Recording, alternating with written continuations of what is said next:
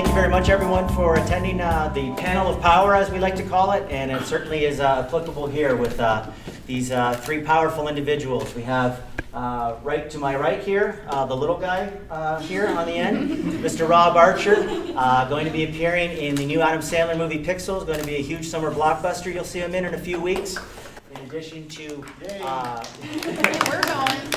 In addition, absolutely, right? In addition, he's a regular on Defiance. He plays a bioman on that show. He's on Lost Girl as well. Tons of great projects coming out that you'll hear all kinds of stuff from him. Please give a warm welcome to Mr. Rob Archer. In the middle here, we have Mr. Kevin Duhaney. Of course, the Power Rangers, a couple series on that. Total Drama Island, Total Drama All-Stars, I think was another one. Hendrix movie, all kinds of great things, Four Brothers. And keeping on down the line, another powerful individual, Mr. Jeff Parazzo, the White Ranger from the Power Rangers Dino Thunder series, and Samurai Girl, Flashpoint, Nikita, and a bunch of other great things. So, Power Ranger fans, Power fans in general, please, the floor is yours. I give you Mr. Rob Archer, Kevin Duhaney, and Jeff Parazzo.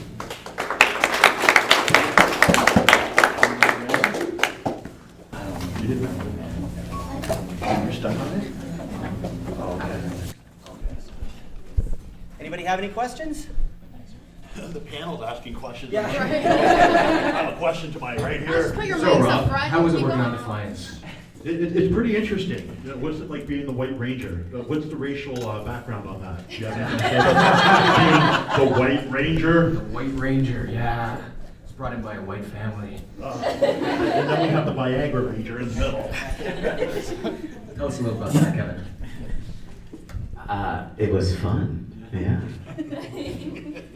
How did you guys, we can start, how did you guys get into the industry? Rob? I was, my story's interesting. All my friends went to university and college, and I went to work. And I was training I was working out at this gym. I think I was 19 or 20 years old. All my friends were gone, so all my friends were 35 and 40 years old, and my training partner's wife owned a model and talent agency.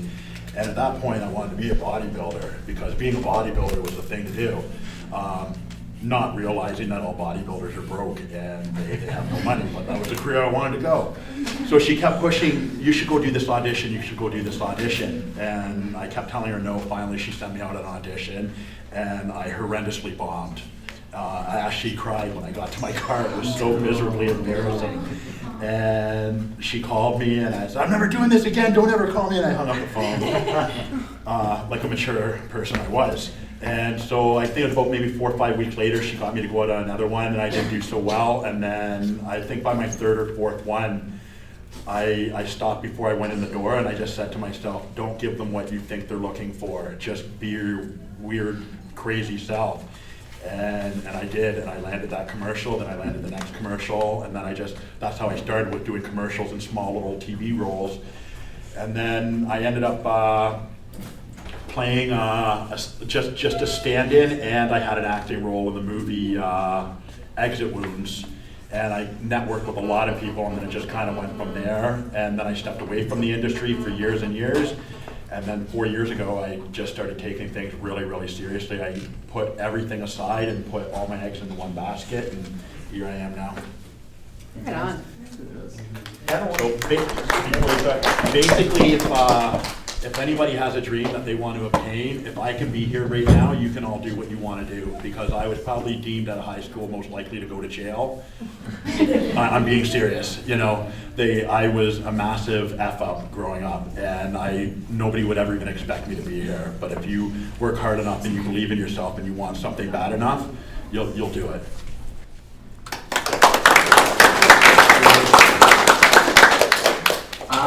I started acting when I was 4, actually, funny enough. I was one of those kids that would not be quiet, so my mom figured, hey, maybe I should get you in front of the camera. So I did children's television studios for about 6 months, and got an agent, and from there I've been doing it ever since. So awesome. Yeah. Yeah, those are 2 big shoes to fill over here.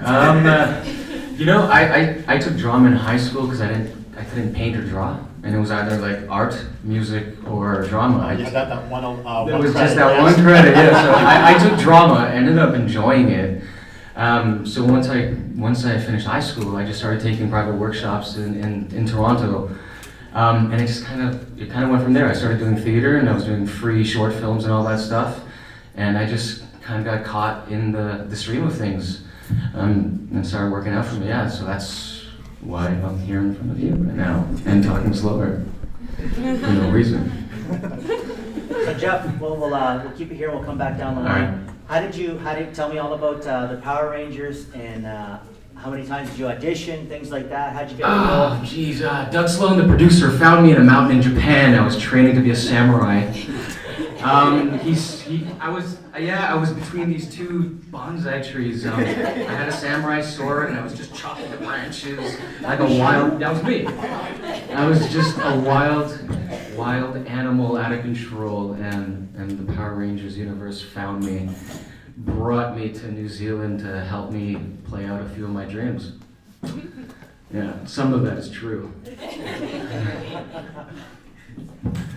I was actually at the bottom of the mountain.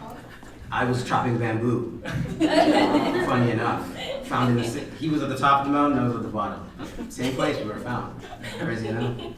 No, I actually I had a crazy audition process. I went into the audition, and like you were saying before, I actually bombed in the audition. I thought I did horrible, and forgot my lines, froze.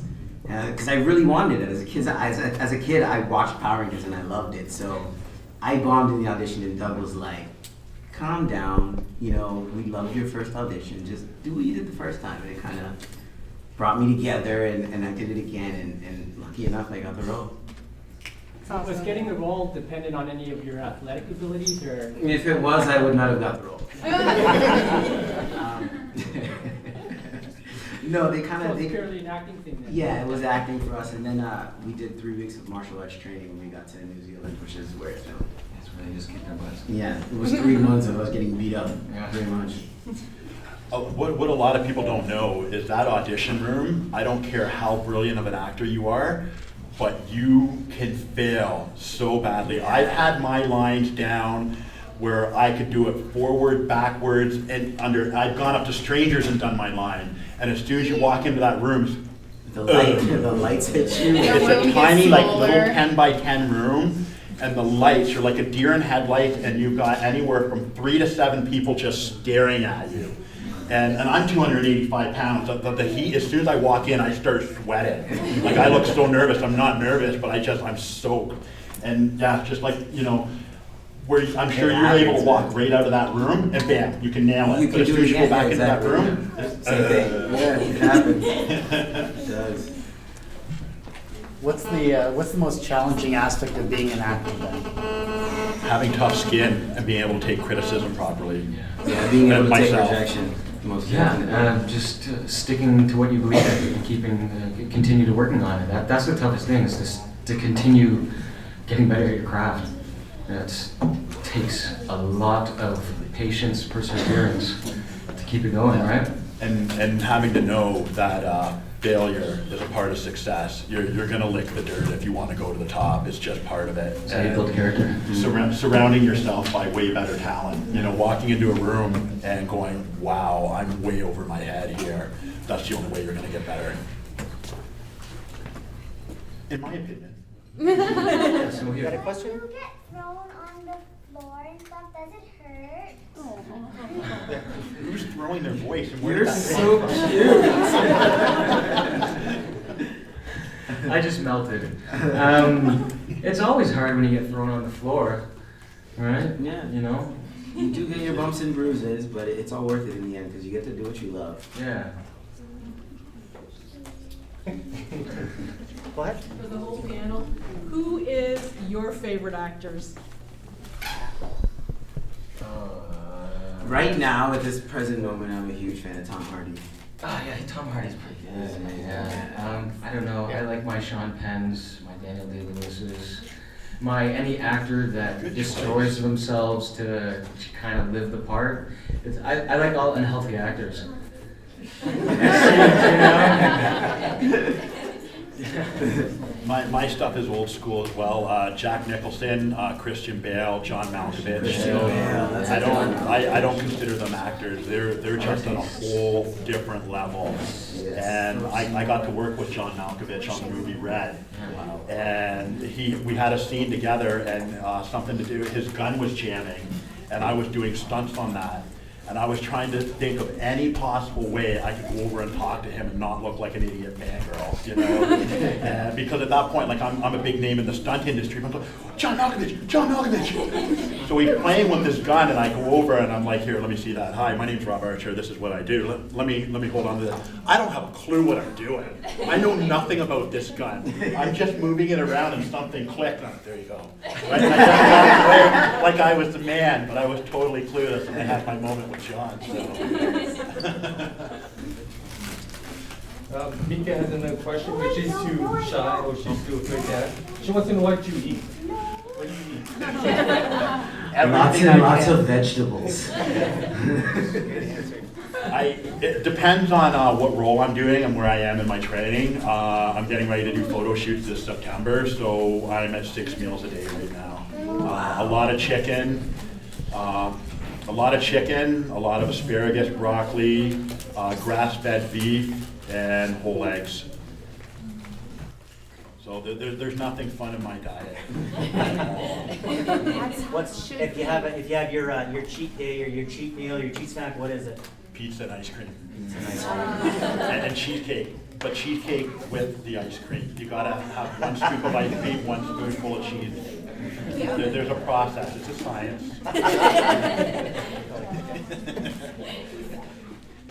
I love hearing myself get fatter as I eat something.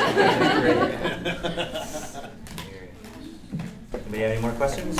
Right here. Okay, speaking of like the feeling like a crazed fan or whatnot, how do you feel about fans? Like what with the response and coming up to you randomly and all that kind of stuff. 99.5% of the fans are amazing. They make you feel really good. They appreciate what you do, and you have nothing but gratitude for that. And then the odd ones are the odd ones. It just keeps everything interesting, right? But I don't know. I mean, it doesn't happen all the time. It happens at these things. Yeah. Certainly not walking down the street. I'm just a normal guy, Well, but Power at these Rangers things, definitely it's have a nice. following though. It does have a following, right? But this is like, the source of it, Yeah, right? When true, we get to go true. to these events. But it's amazing. It's really touching, the things that people say to you when they come up to you. And you don't realize how important the connections are until they're right in front of your face and it's actually happening to you. You'll never get it through just comments left on pages and pictures and all that stuff, because it's nothing, It happens when they're in front of you. It's nice. Be able to see their eyes and hear their voice. Yeah, you Just feel it. touching. It's that connection The when that energy. happens. I have questions. How did you like working with Jason David Frank? Sucked. And that's all we have on that question. Moving on. I'm joking. He's awesome, Kev. Yeah, he's awesome. I always tell this story, but the first time I met him, I walked up to him and I was like, dude, I had Green Ranger pajamas when I was a kid. The first thing I said to him, he goes, thanks for making me feel old. This was right before our first scene together. So. No, he took care of us out in New Zealand. He was the guy, Anything that happened would go through him. Any problems or hiccups on set, technically or other, he would be the guy, He took full accountability for everything. He carries the show, or he carries the name. He's Jesus. Jesus, right there, huh? Go ahead. Do you actually ride on the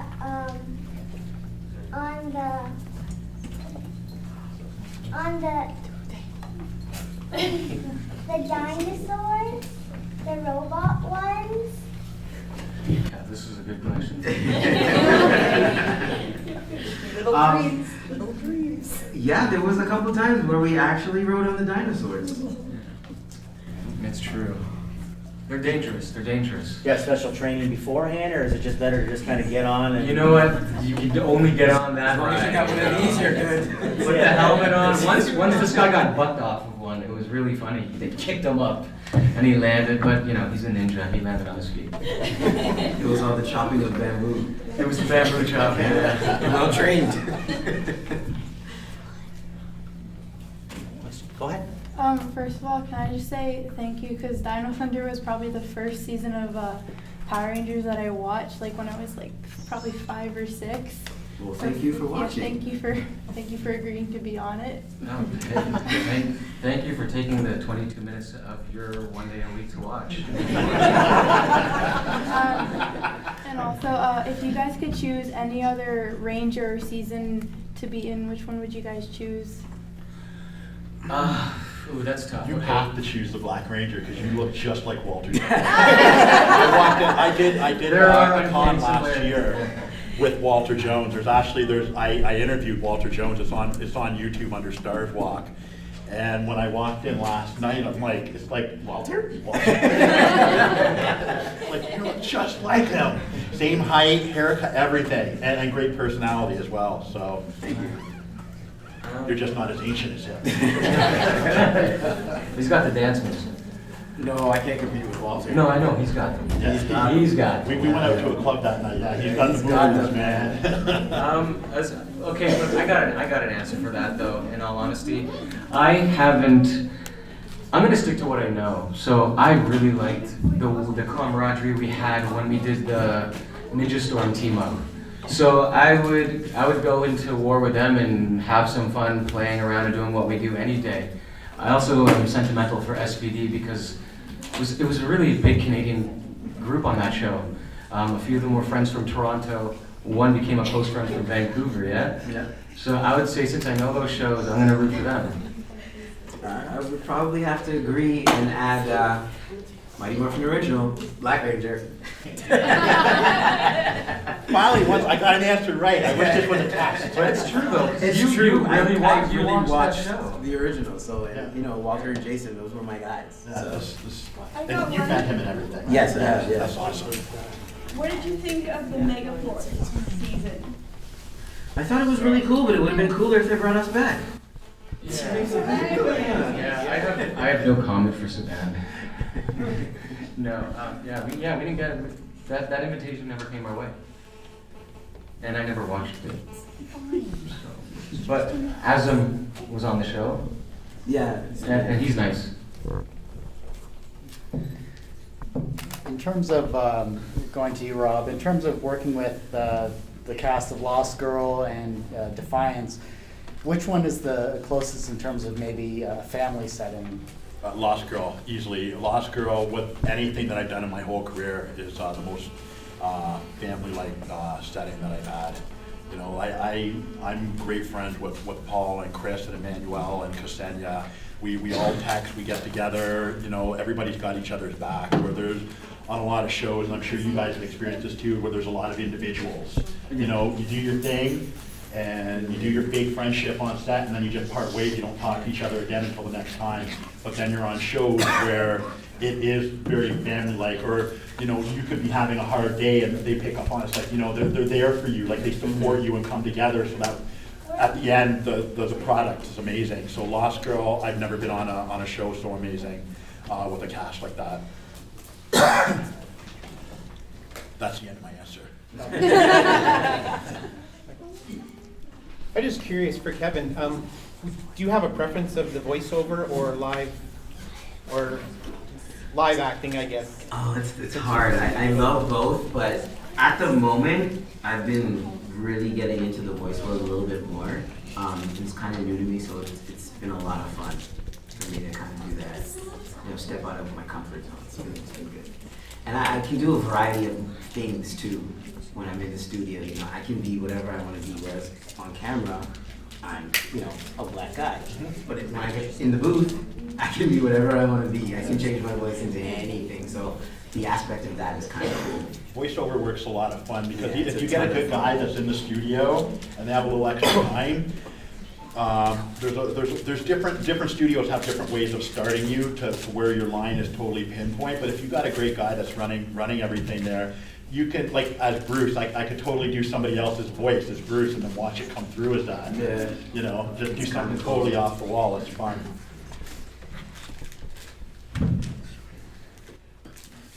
So guys, how you guys enjoying the Comic-Con? Good.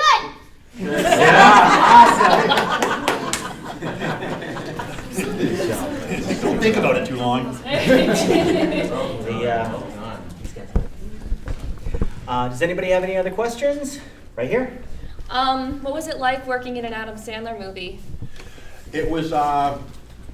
I was mind blown when I got the audition from my agent, because seeing Happy Madison production at the bottom of that, I was like, are you kidding me? Like, this is my dream to work with any of that, because I get to be a complete idiot and I'll make money at it. You know.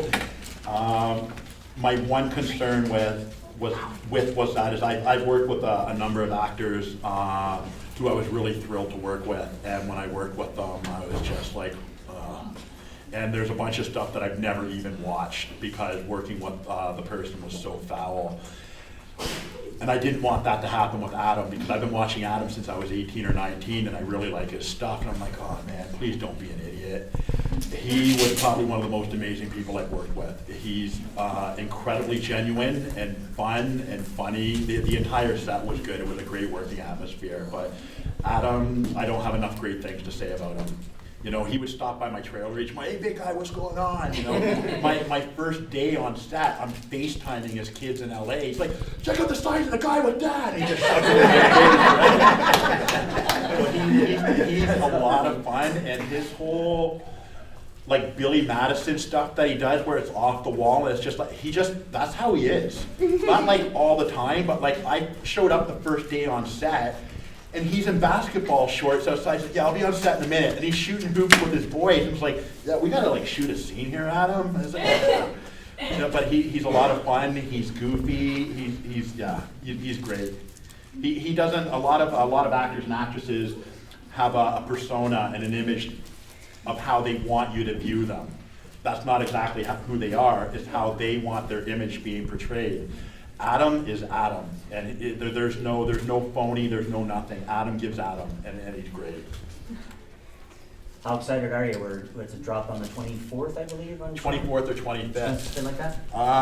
It's getting a lot of, I have no idea. It's on TV all the time, right? Wait. So it's coming, Can't man. wait. Yeah. I have no idea what happened in the editing room, so I don't know what's going to come out in that, but there's one line that I'm really hoping that stays in it. That will make the entire movie for me. Because I tore my Achilles tendon on set, and I wasn't supposed to return, and they should have just kicked me out of the movie because I was a liability. I was back on set a day and a half later in an air cast, and I couldn't take any pain meds or anything to finish my scenes because Christopher Columbus, he rewrote stuff to keep me in the movie. So, but there's one line that will make everything. I'm gonna say the line. There's a scene, and hopefully it's in it, where Josh Gad, who plays the voice of Olaf in Frozen, Josh Gad also just worked with Kevin Hart in a comedy movie.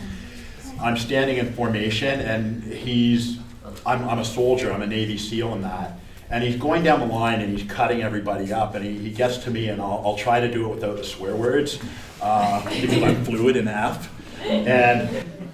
And he gets to me and he looks me up and down. Go ahead. No, I'm not going to do it.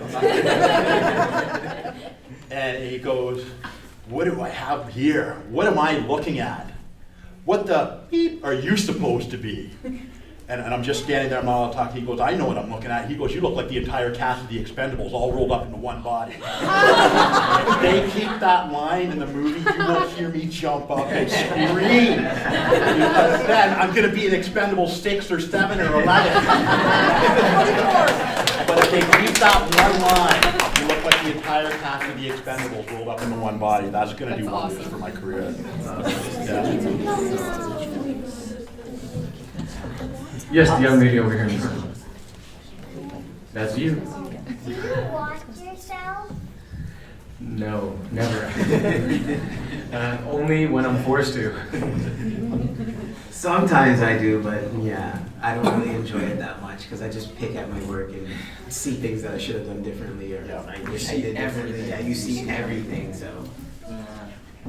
When you guys get scripts, do you ever have ideas of your own that you wish would go into the production, or you're pretty much constrained to do whatever's written and whatever the director You wants kinda- to do? you Or do kinda- you ever go in and say, you know, it would work really good as if I did this or something? Or do you get kind of miffed if something's kind of stupid and you don't like it, but you have to act and perform it? You're a performer, you gotta do it. Yeah. That's not your That's not your choice. Yeah, it's a director's medium, you know. I mean, you're not gonna go change stuff if you're gonna work for Ernest Orkin. You know, he's just a great writer. That would never happen. Lower budget independent movies, there's a lot of more collaboration with the directors and stuff, so you can have a little bit of a choice in what can be done. But especially for TV, man, like you're on a time limit, there's a budget, things have to keep moving, you're shooting 4 episodes at once. You're not gonna get to change much. The best Anything. way to say something stupid without saying it's stupid is just saying, I'm not quite sure my character would do this. Can you explain? I'm not understanding. That's the way of politely saying this is dumb. Question over here? Have you ever turned down a role? Would I or have I? Have you? Yeah, I've turned down a lot of roles. Just because I don't feel it here, and I'm not gonna go and do something that I'm not feeling. I wanna be involved in a character that I believe in, and I really, really wanna bring to life. I don't do this for a paycheck, I do it because I wanna be better. I love being in front of the camera. It's not about money for me. I've never really turned anything down, but I've had to choose between roles where I've booked 2 different shows or movies, and they're shooting at the same time, and I kind of have to pick which one I want. And it's a total gamble. Yeah, It's a it big is. gamble. It is. I've turned down a few roles. Yeah, that's happened like 3 times. I can actually think of the very specific ones. And you have to be very choosy. And I got about forced what to you take turn one down. on that I turned down that I still wish I turned down. You have to And be I very did it, and that careful. never made me feel good after. So Yeah. stick to the gut and enjoy the Yeah, Star because, Wars. and you have to be careful with who you turn down, because if it's like Marvel or something like that, and you've got two things, Mhm. and you have, like, the casting, if you turn it down, casting will be like, oh, who's Mr. Fancy Pants? You know, and then they're not gonna call upon you, Yeah, so and like it's there's a lot of frustrating, though. politics That's involved too. frustrating, yeah. I think one more? All right, thank you. The Krampus episode in Lost Girl, where you have the sucker and you're in the toga. Yes, How many the- suckers did you go through? What's that? How many suckers did you go through? Only one, because I don't have sugar in my diet, and what I took was I took tape, and there's tape on the side that I was licking because I refused to lick the lollipop. Oh, wow. That's awesome. Or else if I had sugar after all that time, I would have been like Beavis walking.